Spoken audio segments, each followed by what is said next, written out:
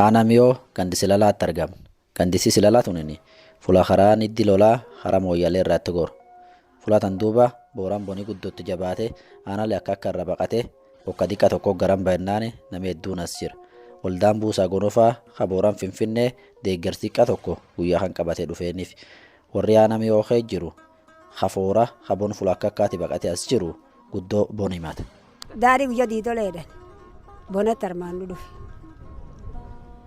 Wanni nuun dhufu bona. Boniisi kanuma roobee wanu jala deebi'e. Horiin duuma jira.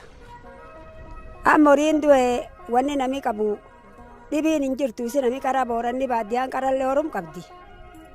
Horiin isiin qabdi du'u jira. Garaachallee wanni dhibiin isiin gargaarachuun hin jirti dhibiin hin jirtu. Horii yaayyuu dhabne bonii harka nu qaba. Amma ilmumteennatti waaqa kadhachuu jirra taabuun harka nu qabdi sun. Guddaa dhumate. Namni waliin rama. Ka dhuftuuleen kaala dhuf guma guutuu dhabe keessan baane. Haalleen ammoo namni horiin irraan du'in hin jiru. Hojii dhibii hin qabdu tamaartelleen tamaarii hin fedhanne. Sulleen gaargaluma jirti abbaan biirii harka qabulleen gaargaluma jira waan buluun dhibii hin qabu namni horii qaba horiin qabaata kana. Wanni dhibiin namni buluun jirti hin jiru warumsuuni. Goblalum sun gaargalchuu jira malee. Ubbaatiin horii akkam? Ancalla dhuganii garaachamsa ubbaaseeti nama haala achi qulaamsanii nulleen ka qarsaa qara in qulaamsanii jennu kaan duu jira kan qulaamsunilleen horii ilmee qaban tareellee culatti fixatanii amma waaqumii gannata taa'u jira. Amma ganda kee jirtanii gandi silalaati. Bulla xiqqoo tokkoo isanii dhufe. Bullaan tun bullaa dhibba lama. Kintaala 50 jechuudha. Amsuu fudhatan. Namuu sun fudhata. Akkasii waan akkasii laf jira. Lakkoofsi nama ammoo haganirra jira nam 200 caala.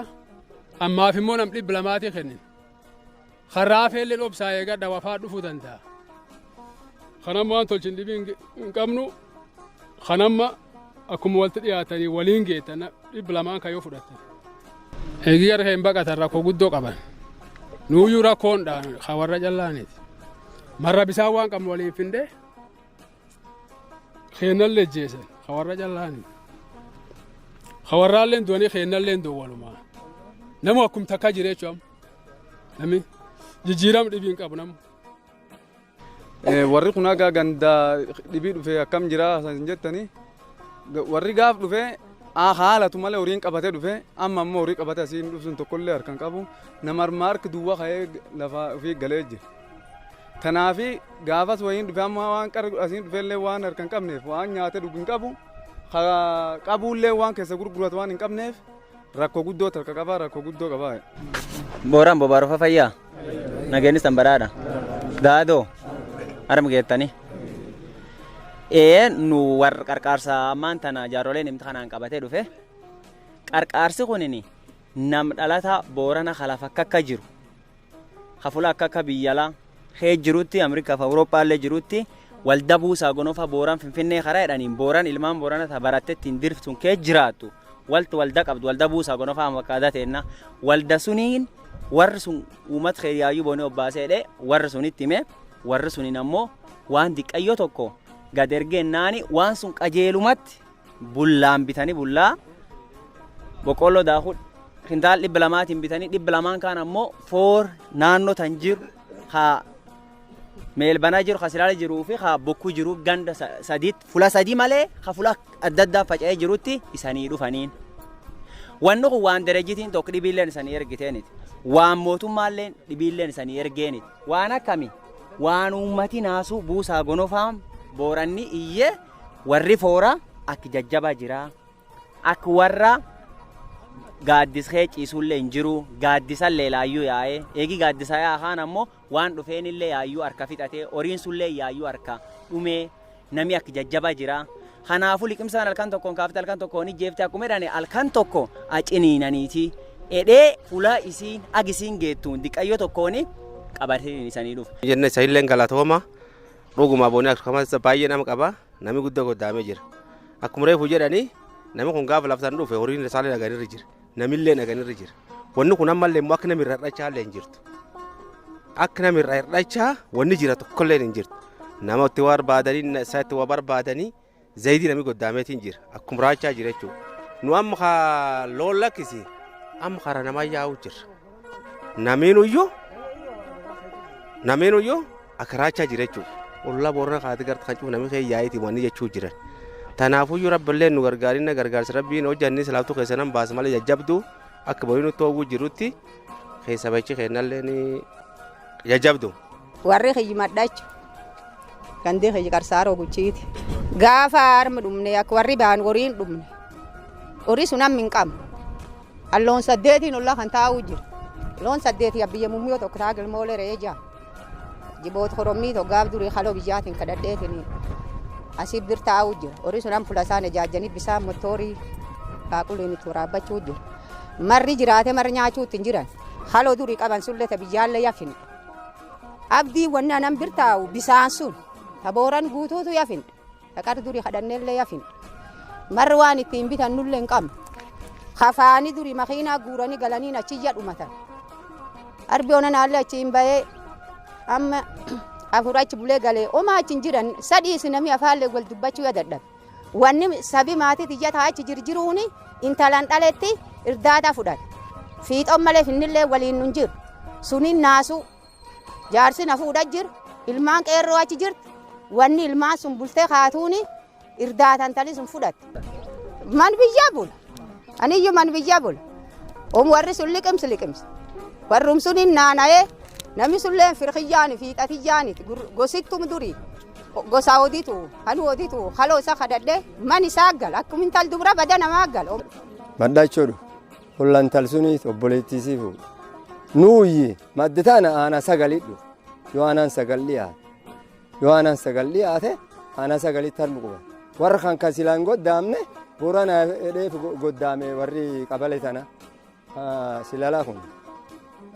Ana sagalee dhee goddaa.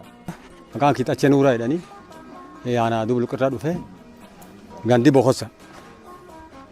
Achi dhumnee eegas dhumne yookaan garjii afurii jirra.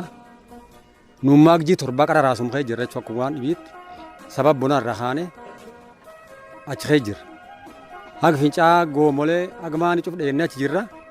Eege waaqa roobennaan loon durii huunoo bidhi jira. Mallayyaa tana buusaa ture. Akka sabab bona.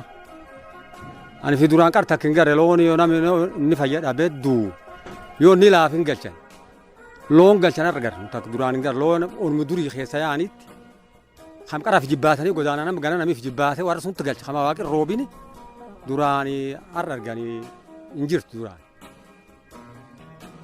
Fuula san arguu jirtan tanamma fooraa booranni gar jircufa baqatee kun akkan ilmaan ofii guurratee raasaa kee ciisa.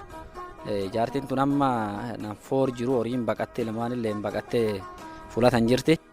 Asuma keebbul ulaan bultiiti tanu maneen ukaan salligiinu tanu ulaan bulanu tanu ulaan waan dhibi maan isaa argiree waa ta'u ijoolleen teeki jirti obaa jirti.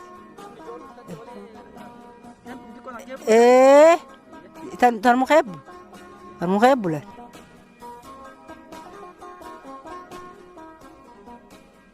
Akkuma arguu jirtan kana booranni gar jircufa bon fulaatan aggoomaa jedhanii fula gargaraa baqatan.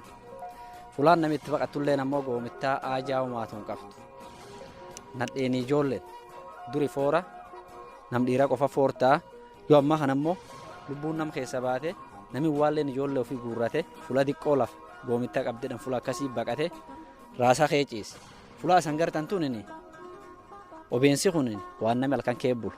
Durii mana qabna mana keessa qaroriin foornu godaane horii sun dhabne jibbaate dhanii am gaaddisallee wanni san ciiftaniif wanni san man keessa ciiftaniif hin jirtu hoo talme teessan guurra daabri ciisaa jibbaadha nuun jedhanii achasii aanee gaafnu asi qubanne moonaan tummiju moonaan guddoon tummiju amma loon sun wama gaafurii sadiitti armicha.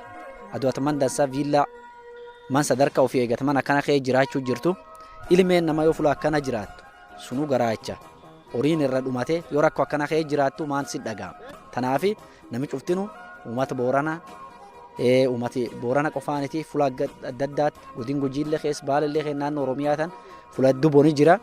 Uummati kun ammoo rakkoo jajjabduu kee jiru waan ta'eef uummata kana qarqaartan.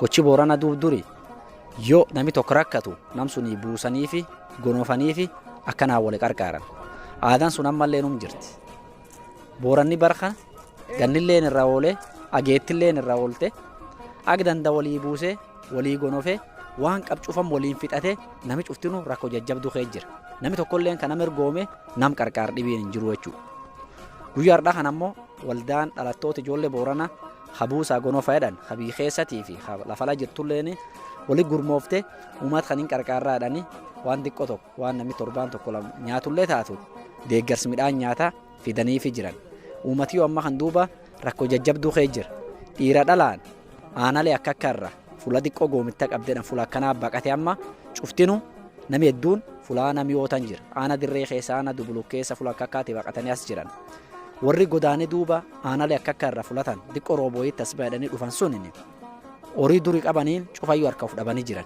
bonii akka raallee caaritti jabaate horii warri qabcuftinu harka obba'ee nami hedduun harka duwwaatti hafee jira foor durii akka aadaa fooratti nam dhiira foor ta'a amma ammoo nami waalleen wanni inni warra keessaa hojjetin jirtu horiin yaa dhumata waan ta'eef ilmaan ofii guurrate raasa keessa fuula akka fuula sila ilmeen nama buluu hin dandeen dhaamochaaf aduu fi awwaar keessa haati ijoollee ofii guurratte fuula akkasii buluu jiran uummati aanaa miyoo hagandi silala hulleen duuba guddoo rakkoo himata rakkoo bona jajjabduu tarka qaba.